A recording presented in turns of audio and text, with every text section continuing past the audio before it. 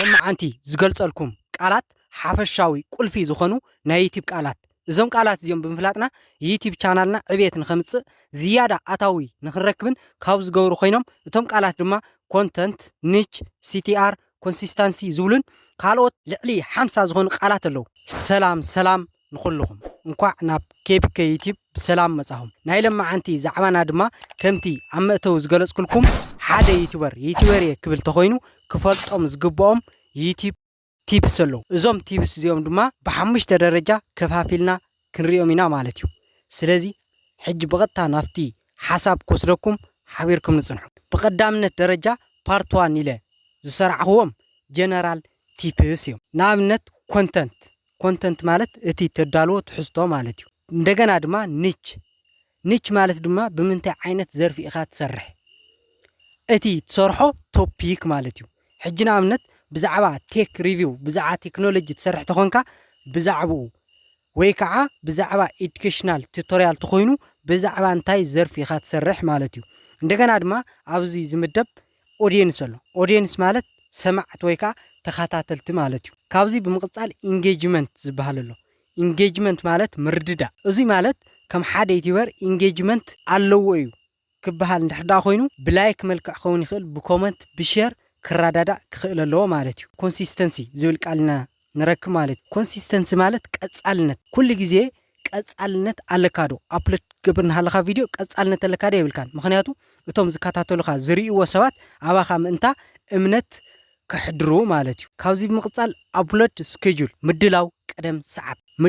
ቀደም ሰዓብ መሓዝ ማለት ስኬጁል ምግባር ፕላን ምግባር ማለት እዩ መዓዝን ብኸመይን ኢኻ ኣፕሎድ ትገብር ፕላን ምዝግጃው እቶም ብኻልኣይ ደረጃ ዝሰርዓኽዎም ድማ ፐርፎርማንስ ቱልስ ዝበሃል እዮም ማለት እዩ እዚኣቶም እውን ቁልፊ ናይ ዩቲዩብ ቃላት እዮም ብተረጋጋሚ ናመፁ ስለ ዝረብሽና ከም ዩቲዩበራት መጠን ክንፈልጦም ስለ ዝግብአና ማለት እዩ ብመጀመርያ ኣናላይቲክስ እዩ ኣናላይቲክስ ማለት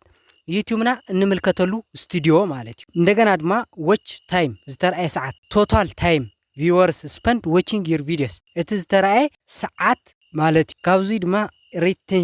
ሪቴንሽን ማለት ድማ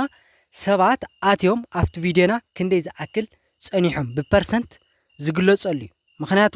ሕጂ ንኣብነት ናይ 10 ደቂቃ ቪድዮ እንድሕር ለቂቕና ኮይና 6 ደቂቃ እንድሕር ተረኣየ ኮይኑ ካብ 10 ደቂቃ 60% ሪኦም ኣለዎ ማለት እዩ ስለዚ ዩቲዩብ ድማ እዚ ሃይ ሪቴንሽን ኣለዎ ኢሉ ናብ ብዙሓት ሪኮመንድ ክገብረልና ይኽእል ከብፅሕልና ይኽእል ማለት እዩ ዝተሓተት ኮይኑ ግን ቫይራል ናይ ምውፃእ ዕድሉ ዝተሓተ እዩ ማለት እዩ ብሳልሳይ ደረጃ ዝመደብክዎም ድማ ኦፕቲማይዜሽን ኣብዚ ዝጠቃለሉ ድማ ቴምቢኔል ኣሎ ታይትል ዲስክሪፕሽን ታግ ሃሽታግ እና ኤስኢኦ ቴምቢኔል ማለት ዘ ፕሪቪው ኢሜጅ ፒፕል ሲ ቢፎር ክሊኪንግ ኤ ቪዲዮ ቴምቢኔል ማለት ኣብ ናይ መጀመርያ ቪድዮና ዝመጽእ ሰባት ክሊክ ገይሮም ንኸኣቱ ዝገብር ማለት እዩ ታይትል ማለት ድማ ናይቲ ቪድዮና ሽም ንጽሕፈሉ ማለት እዩ ታይትል ዲስክሪፕሽን ድማ እቲ ቪድዮና ሕጽር ኣቢልና ኣብራህርሂና እንቐምጠሉ ቦታ እዩ ማለት ታግስ ድማ ኬይወርድ አድር ቱ ሄልፕ ካቴጎራይዝ ዩር ቪዲዮ ታግ ንእቱ ምክንያቱ ሰባት ሰርች ገይሮም ብቐሊል ንኽመጸሎም እንእትወሎም ቃላት ኣለዉ እዞም ቃላት እዚኦም ታግስ ይበሃሉ ሃሽታግ ማለት ድማ ዝኾነ ዓይነት ቃላት ብሃሽታግ ተጠቂምና ኣብቲ ቅድሚ ቪድዮና እንሰርሕሉ ማለት እዩ ንኣብነት ንምንታይ ይጠቕሙ ሃሽታግ ሰርች ተገይሩ ብቐሊሉ ምእንታ ክመጽእ እቲ ቪድዮና እዩ እውን ማለት እዩ ኤስኢኦ ማለት ድማ ሰርች ኢንጂን ኦፕቲማይዜሽን ማለት በቃ እቲ ቪድዮና እዚ ብሓጺሩ ሰርች ተገይሩ ኩሉ ሰብ ንኽባጻሕ ዘገልግለና እዩ ኤስኢኦ ማለት ንዞም ኣብ ላዕሊ ዝጠቐስኩም ብምልኦም እዩ ዘጠቃልል ቴምቢኔል ኣሎ ታይትል ዲስክሪፕሽን ታግስ ሃሽታግ ነዚኣቶም የጠቃልል ኤስኢኦ ወይ ከዓ ብዛዕባ እቲ ቪድዮና ዝተተሓሓዘ ታግስ ዝኾኑ ቃላት ወይ ከዓ ኬይወርድ ካበይ ነምጽእ ተይልና ብዙሓት ንዑ ዝሕግዙ ኣፓት ኣለዉ ቪዲአይኪው ኣሎ ቲቤድ ኣሎ ብዙሓት ኣለዉ ኮታስ ኤስኢኦ ግን ዓርሱ ዝኻለ ሰፊሕ ቶፒክ እዩ ብራብዓይ ደረጃ ድማ ፓርት 4 ኢለ ዘጠቃለልኩዎም ድማ ግሮውዝ ኤንድ ፕሮሞሽን እዮም ኣብዚኣቶም ዝምደቡ ድማ ሳብስክራይበር ኣሎ ቪው ኣሎ አልጎሪዝም ኣሎ ትሬንዲንግ ኣሎ ቫይራል ኣሎ ሼሪንግ ኣሎ ማለት እዩ ሳብስክራይበር ማለት ነቲ ቻናልካ ሳብስክራይብ ገይሮም ዝኽተሉካ ሰባት ማለት እዩ ቪው ማለት ድማ ብጠቕላላ ሰዓት ዘርኢ ክንደይ ሰባት ኣለዉ ኢሉ ዘርኤካ ማለት እዩ አልጎሪዝም ማለት ድማ እዚ ናይ ዩቲዩብ ሲስተም እዩ ምክንያቱ እቲ ቪድዮኻ ሪኡ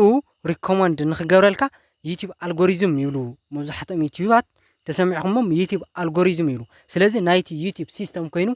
እቲ ቪዲዮኻ ናብ ብዙሓት ሪኮመንድ ንኽገብረልካ ዝጥቀመሉ ቃል እዩ ማለት እዩ ትሬንዲንግ ማለት ድማ ፖፑላር ቪዲዮስ ዛት many people are watching right now ናብ ብዙሓት ሰባት ዝተባጽሐ ብዙሓት ሰባት ዝረእይዎ ቪዲዮኻ ድማ ትሬንዲንግ ይባሃል ማለት እዩ እንደገና ድማ ቫይራልና ትሬንዲንግ ተፈላለዮም ቫይራል ማለት እቲ ቪዲዮኻ ብቀጥታ ናብ ብዙሓት ሰባት ክባጽሕ ተሎ እዩ ትሬንዲንግ ድማ ብብዙሓት ሰባት ክረአ ተሎ ዋላ ቀስናለ በብግዚኡ ክረአ እንተሎ ማለት እዩ ስለዚህ እዚዩ ተፈላለዮም ናይ ትሬንዲንግ እና ቫይራል ማለት እዩ መጨረሻ ሼሪንግ እዚ ድማ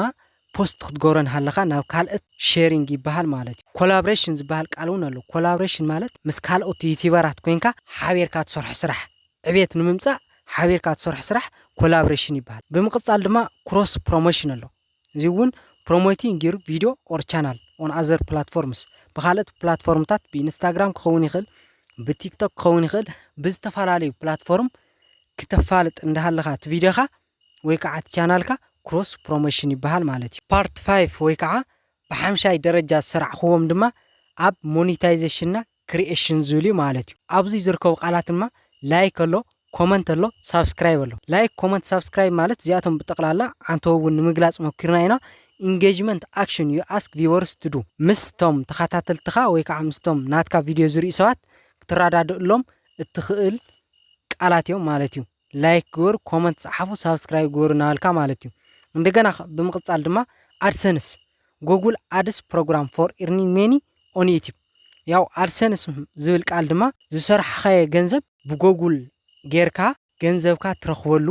መንገዲ እዩ ካብ ዩቲዩብ ዝሰርሐኸዮ ገንዘብ በአድሰንስ ጌርካ ትረኽበሉ መንገዲ ማለት እዩ ሞኔታይዝ ማለት ድማ turning your videos into a source of income ሞኔታይዝ ማለት ናይ ቪዲዮኻ ዘሎ ናይ ሞኔታይዝ ሙላዕ ይኸውን ማለት ኣብ መጨረሻ ድማ ሓንቲ ቦነስ ክወኩም ኤስዲ እና ኤችዲ ዝበሃል ኣለዋ እዚአን ማለት ስታንዳርድ ዲፊኒሽን ኦር ሃይ ዲፊኒሽን ዝብላ ቃላት ማለት እዩ እዘን ቃላት እዚአን እንታይን ዝገልጻ እንድሕር ኢልና ቪዲዮ ኳሊቲ ዝገልጻ ሕጂ አፕሎድ ክንገብር ንሃለና መብዛሕትኡ BHD አፕሎድ ንገብሮ ማለት እዩ ምክንያቱ ቪዲዮና ንጽር ኮይኑ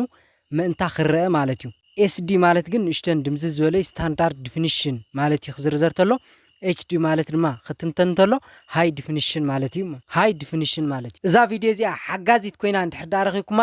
ላይክ ሼር ሳብስክራይብ ብምጋር ኣተባብዕኒ እዚ ቪዲዮ ጠቂምኩም ክኸውን በዓል ሙሉእ ተስፋዬ ሓቢርኩምኒ ስለ ጸናሕኩም ኣዝየ መስግን ብኻሊ ቪዲዮ ክሳብ ንራኸብ ጽንሑ ብሰላም ሰሰናዩ ንዓኹም